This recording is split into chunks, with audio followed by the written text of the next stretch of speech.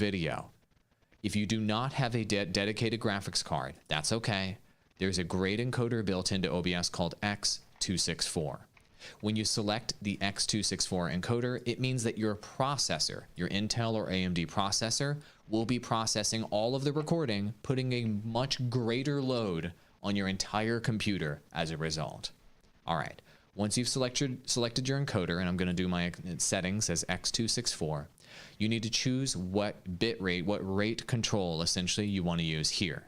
Some people tell you variable bitrate, VBR, is better. I recommend CBR, constant bitrate. And why do I recommend that? It means that the quality of your video all the way through your video will be constant, not fluctuating up and down and variable. Do CBR. It is the best default setting for recordings. Okay, if you have a 30 frames per second project like I currently have, your minimum bit rate for your recording is 8,000 kbps. 30 frames per second, 8,000 kbps. If you are doing a 60 frames per second project, I recommend your minimum recording bit rate at 12,000 kbps. This is based on the YouTube recommended minimums for uploads. If you want to go up higher than that, go ahead. It's up to you with your storage, your computer, your editing. It's up to you how high you want to go, but those are your minimums. 8,000 for 30 frames per second, 12,000 for 60 frames per second. I recommend leaving your keyframe interval, your CPU usage, and all of those other settings default. There's no reason to change them for most of you that are watching this video. Hit apply, but do not yet hit OK. Your next stop is going to be the audio tab right up here. Almost everybody misses the audio tab, and it makes me cry. Let's fix that. So you're only recording track number 1, as we saw earlier in this tutorial, and your audio bit rate. Okay.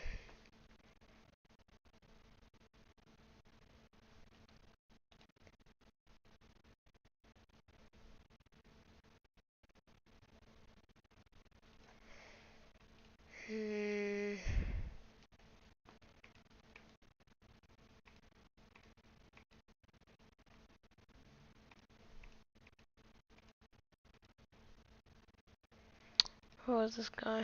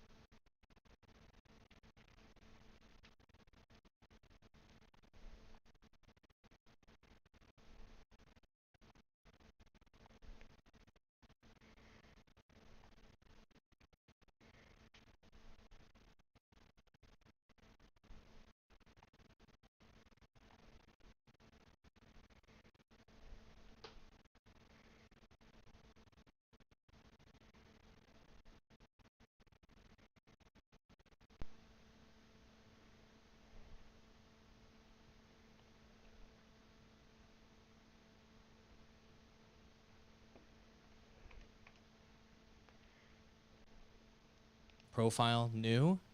Mine is called Brio 4K. Scene collection new. Mine is called Brio 4K. Before you add your camera here, here's the deal. make sure that your Logitech Brio, if you're attempting to do 4K video, is plugged into a USB 3 jack on your computer. It's probably a blue jack. If it's USB 2, this isn't going to work. You'll have to go down to 1080p. If you want 4K with the Logitech Brio, you have to do a USB 3 jack, which is what I've got mine plugged into. Hopefully that fixed some troubleshooting issues out there. Let's get into the software.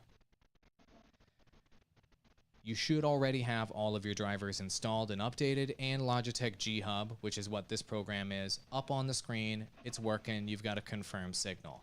If you haven't done that yet, link in the description below to the playlist where I walk you through all of that setup that can get you to this step where you're finally ready to get your recording and your streaming going in OBS. Close Logitech G Hub or any program that could be eating up your video signal and open Broadcaster software. If you can't find OBS, just Google download OBS. Boom, you'll see it right there. Your first step is to create a new profile and a new scene collection in OBS. This will allow you to start fresh and to get all of the correct settings going right out the gate.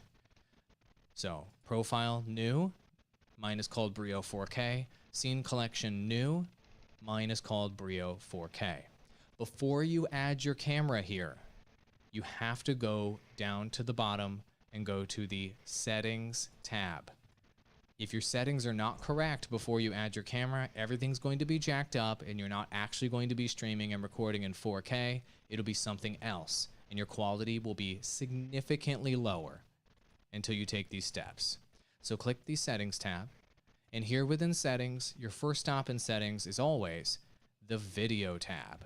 Get that set up first. Click Video, and your base canvas resolution, go ahead and you can leave that at 1920 by 1080 if you want. If you have a 4K monitor, you can go ahead and bump that up to full 4K. So that's 3840 x, no space, 2160. You can copy that because we're going to paste it into other spots. All right, that will give you a 4K base canvas resolution, and you'll be outputting 4K to whatever recording or stream you're doing. Bump up the downscale filter to 36 samples, and we'll leave our frame rate at 30 today. It's a pretty good standard frame rate. Hit apply. Our next stop is going to be the Output tab right here. The Output tab allows us to select our record and stream settings. Your output mode should be advanced. We're going to need to get deep in here. Uncheck Enforce Streaming Encoder Settings. If that's checked, it will not allow you to output in 4K most of the time. Next, for your encoder, because this is going to be a super heavy load on your computer, if you have an NVIDIA encoder, select an NVIDIA encoder for streaming and recording. 4K video requires a lot of system resources. For your bitrate, you're going to want to go pretty high with your bitrate for streaming. Look up the streaming bit rates per platform, but generally speaking for 4K streams, you're going to want at least 20,000 bit rate, upwards of 50. It depends on the platform. It's going to eat up so much bandwidth. It's going to be crazy. Your keyframe interval, I generally go with 2. You can do 0 for auto. It depends on the platform you're streaming to. And for your preset, since you're going 4K video, baby, just go max quality. You're going all the way, right? You're a hardcore enthusiast if you're going 4K streaming. Hit apply, but do not hit OK. Next, you're going to go to the recording tab. Here, you're going to need to manually select 4K recording. You're going to need to select your recording format. I recommend MP4. And you need to select a location that's got a ton of storage. So if you have a storage drive like me, like a D drive, select a folder somewhere here on your storage drive because these files are going to be gigantic. Select folder,